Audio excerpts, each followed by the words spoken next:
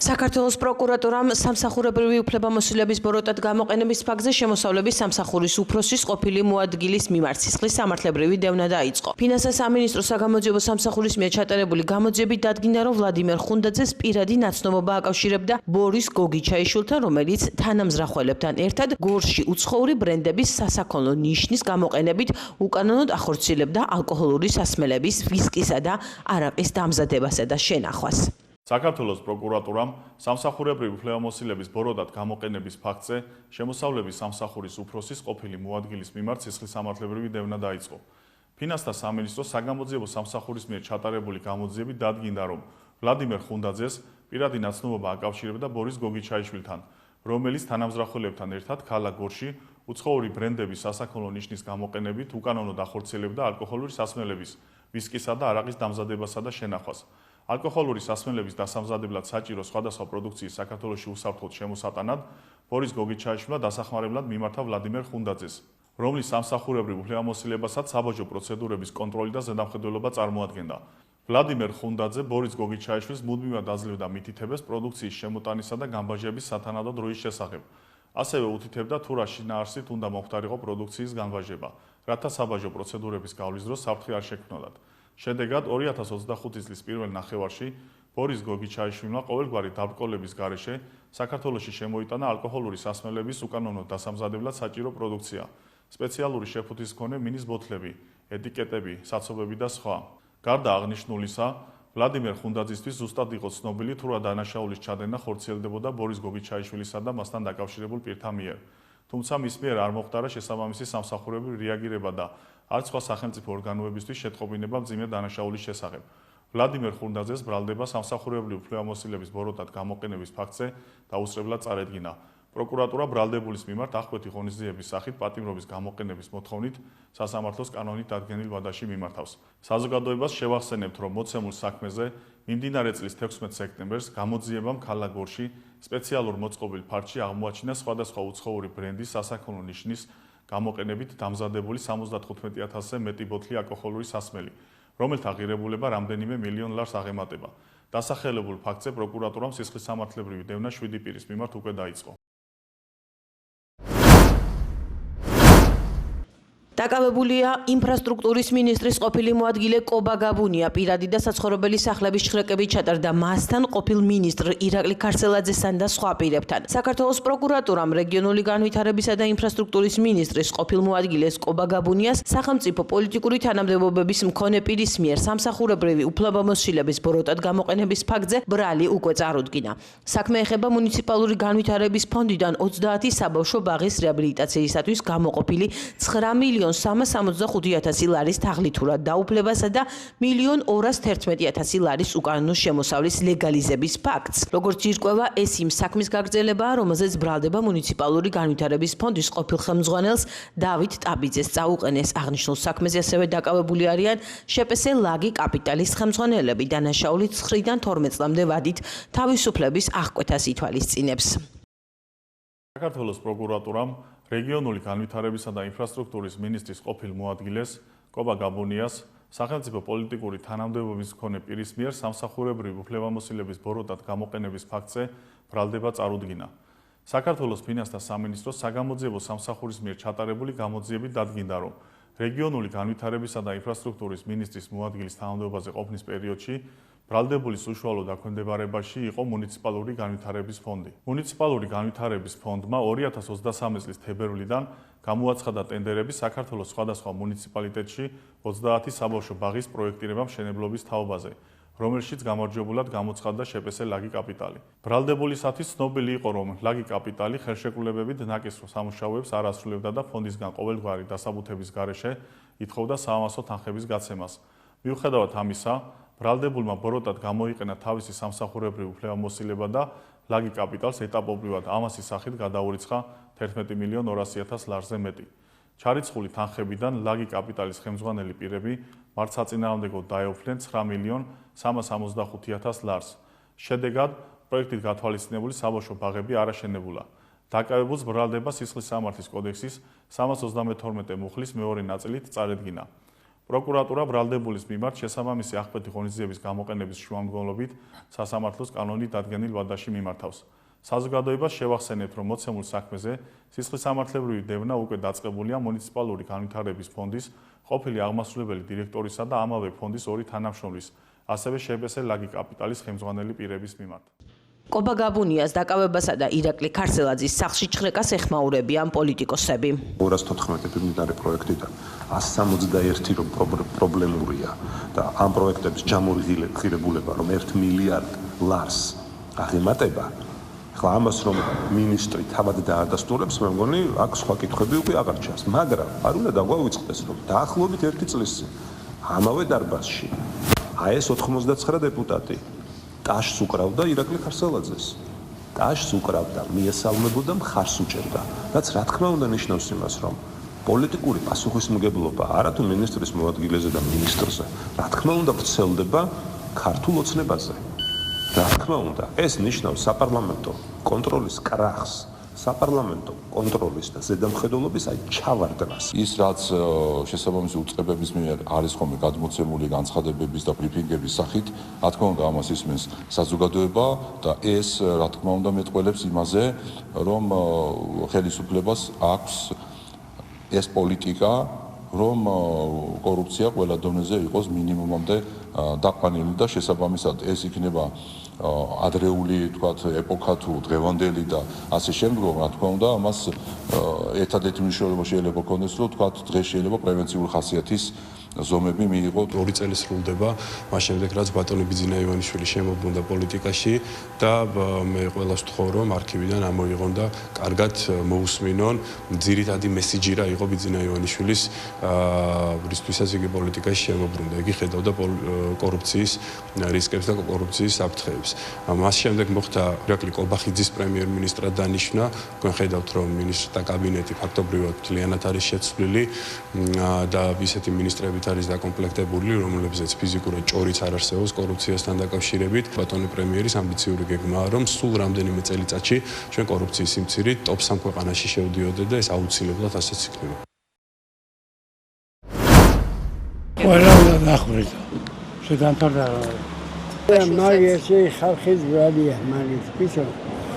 რომ რო არის უბედური ნახევარი იმას პლუს უგეძებენ და რომელიც პატიოსანია და ვერ ხარჯა, ფული არ აქვს, რო დახარჯოს ივან კელანს ღამენ და აგინდა. რა თქმა უნდა, არა ვარ ისა ყოფილი, იმიტომ რომ არ უნდა ექნა ესეთი რაღაცა უფროსთანაც.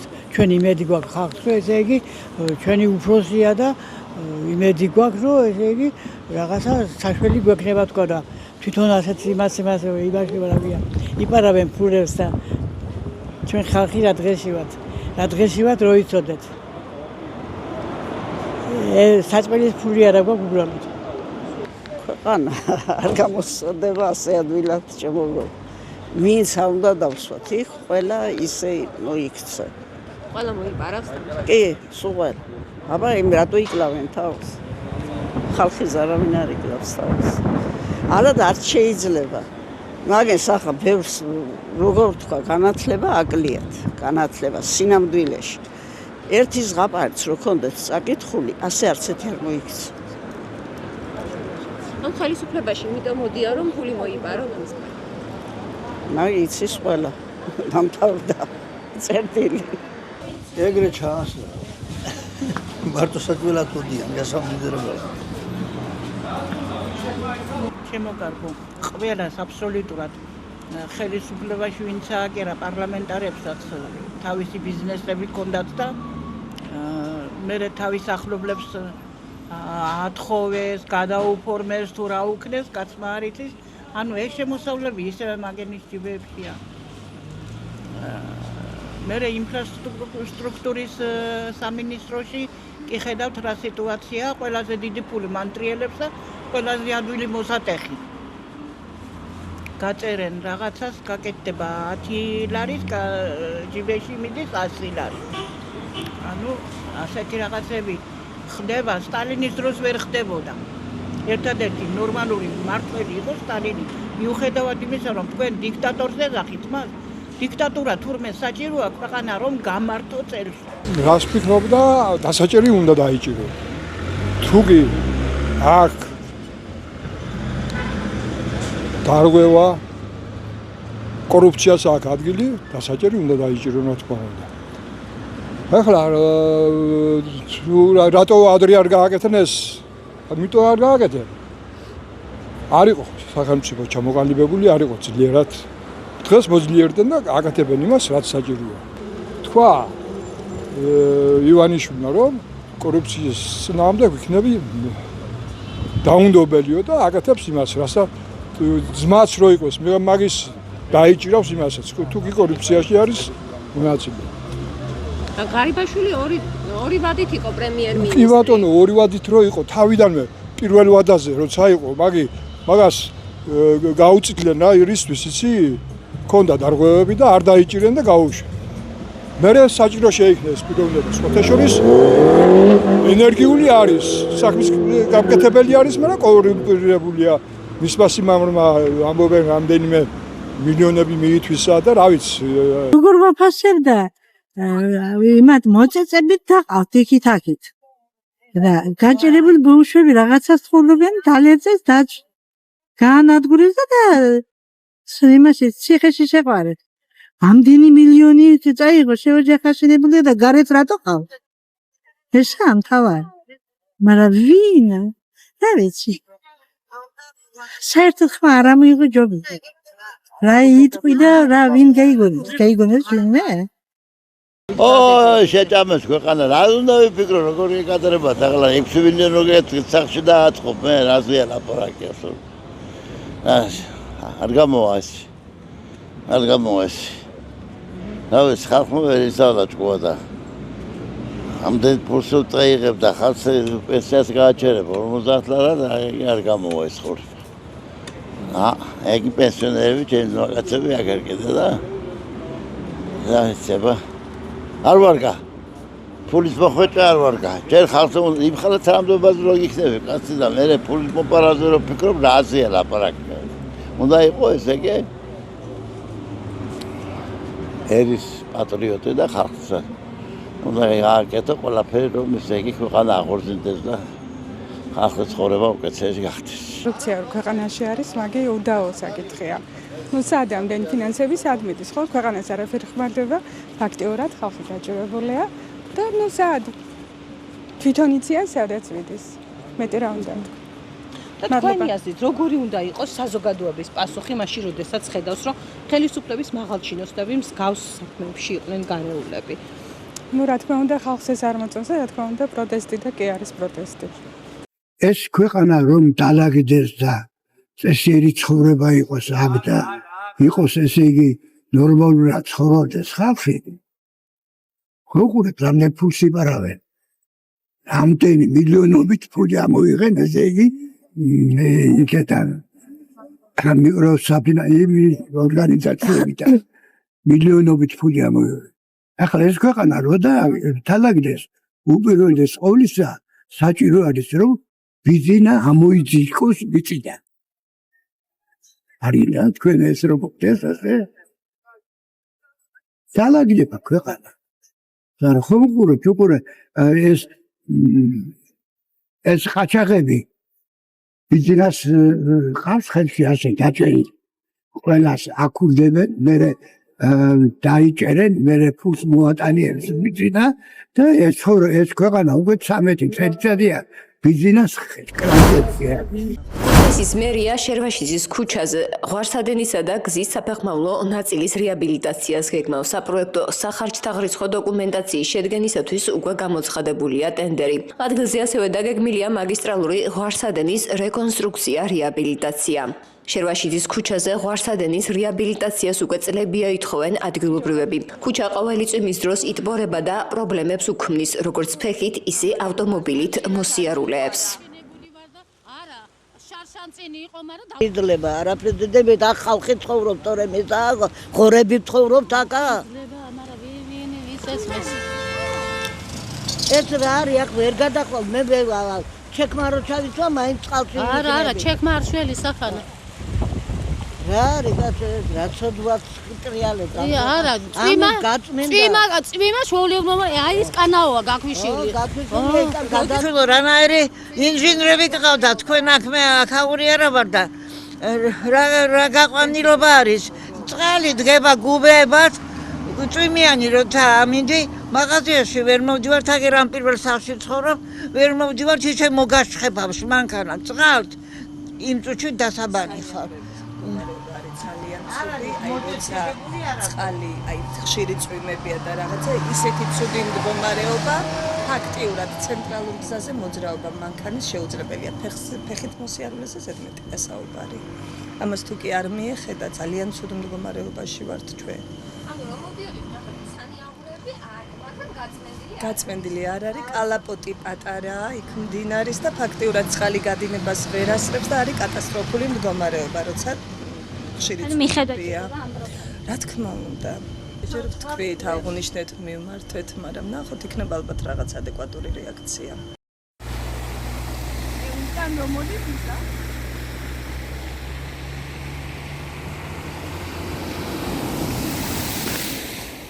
ფუში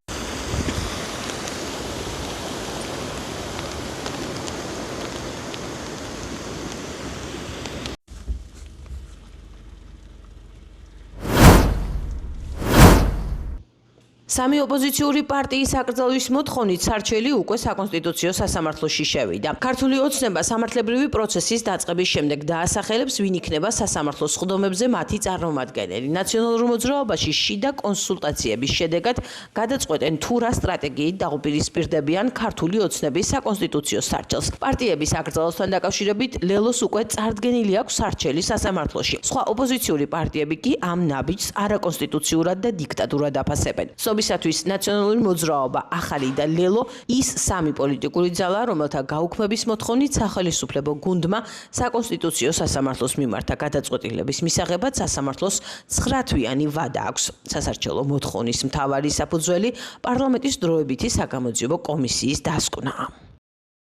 როდესაც ერთთან რამოდენიმე მნიშვნელოვან ოპოზიციურ პარტიას კრძალავს სახელმწიფო პარტია, ეს ხდება მაშინ, როცა მყარდება დიქტატურა, ანუ ხდება დიქტატურის ფორმალიზება. ამიტომ ვიქნებოდით ამ სიაში თუ არ ვიქნებოდით, ვინც არ უნდა ყოფილიყო, ამას დაუპირისპირდებით ყველა პოლიტიკური და სამართლებრივი საშუალებით საქართველოში და საერთაშორისო ინსტანციებშიც ამ ბრძოლას მივიყვანთ ბოლომდე, იმიტომ რომ ვთვლით, რომ ლელოთი თუ ლელოს გარეშე გაუქმება, ლელოს გაუქმებს თუ არ გაუქმებს საკონსტიტუციო სასამართლო, ეს პროცესი, ეს კანონები ჯამში არის დიქტატურის ფორმალიზებისთვის და ეწინააღმდეგება საქართველოს კონსტიტუციას. საქართველოში რუსული საოკუპაციო რეჟიმის მხრიდან იკრძალება ყველაზე დიდი პროდასავლური პარტია, ერთიანი ნაციონალური მოძრაობა და სხვა კოალიციების. ჩვენთვის საერთოდ არანაირი მნიშვნელობა არ აქვს, რა გადაწყვეტილებას მიიღებს ქართული ოცნება.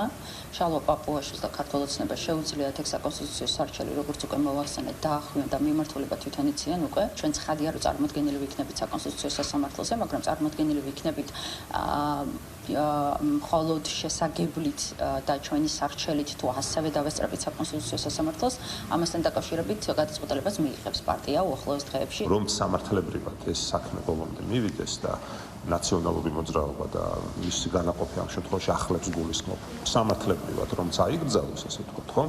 დარწმუნებული ვარ, რომ ოცნება ყოველთვის დააბრუნებს მათ პოლიტიკურ წესრიგში, იმიტომ რომ ნაციონალური მოძრაობის როგორც მტრის ხატის გარეშე ოცნება ძალიან მალე დაკარგავს ხელისუფლებას. ეს მან ძალიან კარგად იცის, ასე რომ ჩემი აზრით ეს პირველ რიგში არის აი ამ პოლიტიკური სპექტაკლის გაგრძელება, რაც არაერთხელ გვინახავს. თუ პარტია უნდა დამარცხდეს, პირველ რიგში უნდა დამარცხდეს არა აკრძალვით, არამედ არჩევნებით. საუბარი საერთოდ არ არის პოლიტიკურ დევნაზე, ნაცმოძრაობამ და მისმა ფილიალებმა რა ხარაკირებიც იტარეს აი ამ ბოლო წლების განმავლობაში, აი შედეგები მიიღეს.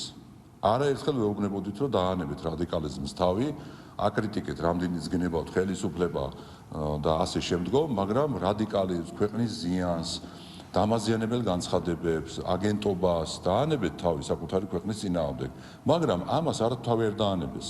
არამედ საჯაროდ აღიარებენ. საქართველოს პარლამენტი უკვე უშუალოდ პროცესის ფარგლებში ასევე მაქსიმალურს გააკეთებს იმისათვის, რათა კიდევ ერთხელ მათ შორის სასამართლოს სხდომის დარბაზში ყველამ ძალიან კარგად დაინახოს თუ რასთან მქონდა საქმე და ვისთან მქონდა საქმე ხსენებული სამი არაკონსტიტუციური პარტიის სახით და რამდენად აფერხებდნენ ისინი ქვეყნის დემოკრატიული სისტემის წინსვლას თავიანთი არაკონსტიტუციური და ერთმნიშვნელოვნად არასამართლებრივი ზოგადად ნაბიჯებით. ევროკომისარი გაფართოების საკითხებში მარტა კოსი ევროპარლამენტის საგარეო საქმეთა კომიტეტის წევრებს 2025 წლის გაფართოების პაკეტს წარუდგენს. ევროპარლამენტის ინფორმაციით ამ საკითხზე გაიმართება დებატებიც, რომელიც ფოკუსირებული იქნება კანდიდატი და პოტენციური კანდიდატი ქვეყნების მიერ ევროკავშირში გაწევრიანების გზაზე მიღწეულ პროგრესზე. კომისიის მიერ აღნიშნულ ქვეყნებში ევროკავშირთან დაკავშირებული რეფორმების შეფასების შემდეგ კომიტეტის მომხსენებლები შეიმუშავებენ რეზოლუციებს თითოეული ქვეყნის პარლამენტის დასკვნებით და რეკომენდაციებით. ცნობისათვის საქართველოში ევროკავშირის ელჩმა პაվել ჰერჩინსკიმ რამდენიმე დღის წინ განაცხადა, რომ 4 ნოემბერს საქართველოსთან დაკავშირებით გაფართოების ანგარიში გამოქვეყნდება. მოცემულ მომენტში მიმდინარეობს ორი პროცესი. ერთი პროცესი უშუალოდ საქართველოს ეხება. მრავალი თვის განმავლობაში ჩვენ ძალიან ღიად ვამბობთ და ეს არის გაცხადებული ჩემი ბევრი ხელმძღვანელისგან ბრიუსელში, რომ ჩვენ ვხედავთ საქართველოს უკუსვლას დემოკრატიულ პრინციპებთან მიმართებით და ყველა ქმედების შედეგად, რომელიც განხორციელებული იქნა საქართველოს ხელისუფლების მხრიდან. ყველა შესაძლო ვარიანტი მაგიდაზეა, მათ შორის უვიზო რეჟიმის სრული ან ნაწილობრივი შეჩერება. ევროკავშირის 27 წევრი ქვეყნის მინისტრები ამ საკითხზე რამდენიმე თვის განმავლობაში განიხილავენ და ეს დისკუსია კვლავაც გრძელდება. პარალელურად მიმდინარეობს მუშაობა ზოგად რეგულაციებზე, რაც შეეხება უვიზო მოგზაურობას ყველა იმ ქვეყანასთან მიმართებით, რომლებიც ახლა სარგებლობენ ევროკავშირთან უვიზო მიმოსვლით. ეს დისკუსია ნოემბრის ბოლოს დასრულდება. დეკემბრის ბოლოს ევროკომისია გამოსცემს წლიურ ანგარიშს, სადაც აღნიშნული იქნება რამდენად შეესაბამება საქართველოს უვიზო მიმოსვლის რეგულაციებს და ამის შემდეგ წევრი ქვეყნები გადაწყვეტენ, როგორი რეაგირება ჰქონდეთ. ეს მარტივი გადაწყვეტილება არ იქნება. წევრმა ქვეყნებმა უნდა გადაწყვიტონ რა გააკეთონ, შეაჩერონ ის სრულად თუ ნაწილობრივ. რა გადაწყვეტილებაც არ უნდა იქნეს მიღებული, სპეკულირება არ შემიძლია და გადაწყვეტილება წევრი ქვეყნების ხელშია და ის მიიღება კვალიფიციური უმრავლესობის მიერ. ვიცი რომ ეს საკითხი ძალიან მნიშვნელოვანია საქართველოს მოსახლეობისთვის. სამწუხაროდ დადებითი პოზიტიური მოსალოდნელი არაფერი არ არის საქართველოსთან მიმართებით. ეს არის ძალიან მნიშვნელოვანი მოხსენებები, ეს არის წლის ყველაზე მნიშვნელოვანი მოხსენება ყველა იმ კანდიდატი ქვეყნისთვის, რომელიც ევროინტეგრაციის გზას ადგას და ბოლო მოხსენება შარშანდაძის უკვე ძალიან მკაცრი ტონის იყო, ამიტომ უნდა ველოდებოდეთ ამ ტონის კიდევ უფრო გამკაცრებას და შესაძლებელია ევროკავშირმა საერთოდ რაიმე სხვა ზომებით შიგნით ჩადოს და მიაყოლოს რა ვთქვათ სადამსჯელოან კიდევ უფრო რა უფრო უარყოფითი პოლიტიკის გატარება აქვს მას საქართველოსთან მიმართებით დაგეგმილი, რადგან მანამ სანამ ქვეყანა არ დაუბრუნდება დემოკრატიულ გზას. როგორც იქნა გაჟღერებული, რომ სავიზო შეზღუდვები არ დაექვემდებარება უშუალოდ საქართველოს მოსახლეობას, თუმცა ვერანაირი შეღავათი ვერ იქნება აი ამ მართველი უმცირესობისათვის, ვისაც ხელთ უყრია, ძალადობრივად აქვს ჩაგდებული ეს მმართველობა და მათთვის მიუხედავად იმისა, რომ აქ ჩვენ გვეუბნებიან, რომ ეს deep state-ია, ეს რაღაც ცუდი ქვეყანაა და დასავლეთი და ასე შემდეგ,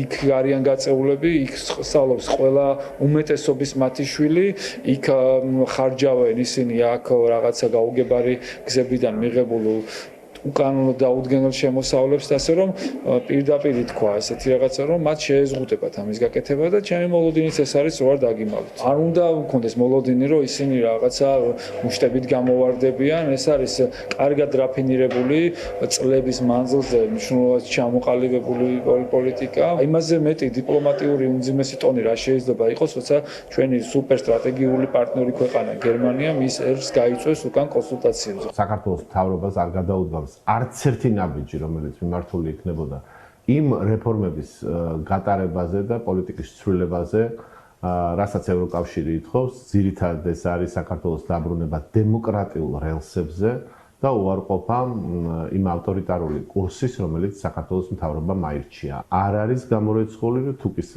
ასე გაგრძელდა ჩვენი მთავრობის პოლიტიკა, რომ მალე გადავინაცვლოთ ისეთი კანდიდატი ქვეყნების ლიგაში, როგორც არის მაგალითად თურქეთი, რომელიც 1999 წლიდან არის ევროკავშირის კანდიდატი, მაგრამ მისი გაწევრიანების არანაირი პრაქტიკული შანსი დღეს არ არსებობს. ჟურნალისტმა ვასილ ივანოვჩიკოვანმა ფოთის დროებითი მოთავსების იზოლატორი დატოვა. ვიდეო, სადაც ჩანს როგორ ტოვებს ჟურნალისტი იზოლატორს, სოციალურ ქსელში ვრცელდება. ინფორმაციისთვის ვასილ ივანოვჩიკოვანი და მისი მეუღლე მაიკო ბოკერია შინაგან საქმეთა სამინისტროს თანამშრომლებმა 24 ოქტომბერს დააკავეს. მათ შინაგან საქმეთა სამინისტრო რუსთაველის გამზირის ხელოვნურად გადაკეტვას ედავებოდა. თბილისის საქალაქო სასამართლომ ვასილ ივანოვჩიკოვანი ადმინისტრაციულ სამართალდამღვრელად ცნოდა, მას 7 დღიანი ადმინისტრაციული პატიმრობა, ხოლო მის მეუღლეს 5,000 ლარიანი ჯარიმა შეუფარდა. სამართლობის დაკანონება მიმართული არის მოქალაქეთა დაშინებისკენ, თუმცა მათ რომ არ გამოეტოვებინათ ის გაკვეთილი, სადაც ნიუტონის კანონს ასწავლიდნენ, ეცოდინებოდათ, რომ ყველა ქმედებას მოყვება უკუქმედება. შესაბამისად, ისინი, როდესაც ცდილობენ რომ აესე შეგვაშინონ, ჩვენ პირიქით არ ვშინდებით, პირიქით ამითი ძალა გვემატება. დღეს ფოთის იზოლატორში რჩება მართლა ყველა პროფესიის ადამიანი. ჩემთან ერთად საკანში იჯდა მასწავლებელი, პედაგოგი, ადამიანი, ისტორიკოსი.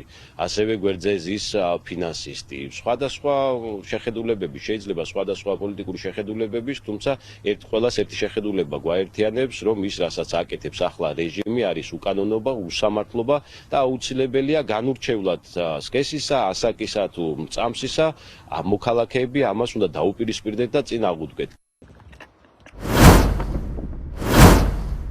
ირაკლი კობახიძემ განათლების სისტემის რეფორმის კონცეფცია სახელმწიფო უმაღლესი სასწავლებლების რექტორებთან განიხილა. როგორც მთავრობის ადმინისტრაციის მიერ გავრცელებული ინფორმაციის შენათქვამი, შეხვედრაზე დეტალურად ისაუბრეს კონცეფციის იმ მიმართულებებზე, რომელიც უმაღლესი განათლების ხარისხის თვისებრივად ამაღლებას ისახავს მიზნად. ირაკლი კობახიძისა და უნივერსიტეტის რექტორების შეხვედრა კითხვა-პასუხის რეჟიმში წარიმართა.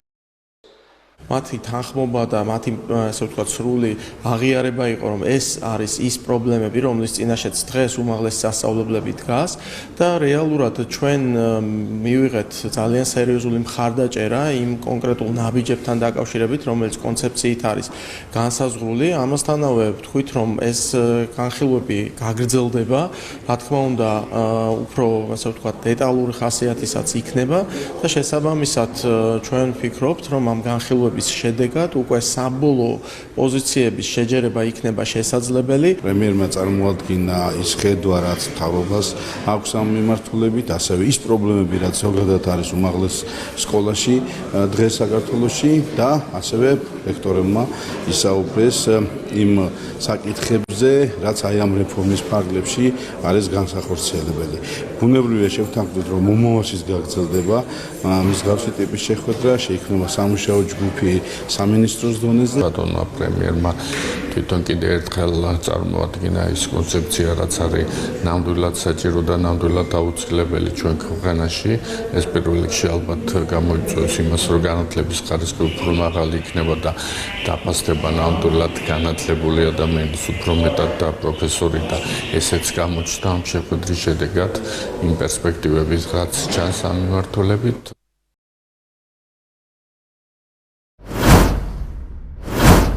საქართველოში უცხო ქვეყნის 33 მოქალაქე დააკავეს, მათ შორის არიან განას, ერაყის, პაკისტანის, ჩინეთის, იემენის, თურქეთის, თურქმენეთის, ინდოეთისა და ბანგლადეშის მოქალაქეები. დადგინდა, რომ ისინი ქვეყანაში იმყოფებოდნენ უცხოელთა და მოქალაქეობის არ მქონე პირთა სამართლებრივი მდგომარეობის შესახებ საქართველოს კანონით დადგენილ მოთხოვნათა დარღვევით. ამჟამად აღნიშნული პირები მოთავსებული არიან მიგრაციის დეპარტამენტის დროებითი განთავსების ცენტრში. მიმდინარეობს შესაბამისი პროცედურები მათი ქვეყნიდან გაძევების მიზნით. განსაკუთრებით დიდი ოდენობით ნარკოტიკული საშუალებების უკანონო შეძენა, შენახვისა და რეალიზაციის ხელშეწყობის ბრალდებით 5 პირი დააკავეს. სამართალდამცველებმა ბრალდებულის პირადი საცხოვრებელი სახლებისა და ავტომობილების ჭრყის შედეგად, ასევე ჩატარებული საგამოძიებო ექსპერიმენტის დროს მათ მიერ მითითებული ადგილებიდან ნივთმტკიცება დამოიღეს სარეალიზაციოდ გამზადებული განსაკუთრებით დიდი ოდენობით სხვადასხვა სახის ნარკოტიკი, მათ შორის მეთადონი, ალფა-პვპ და გამომშრალი მარიხუანა. დანაშაული 20 წლამდე ან უვადო თავისუფლების აღკვეთას ითვალისწინებს.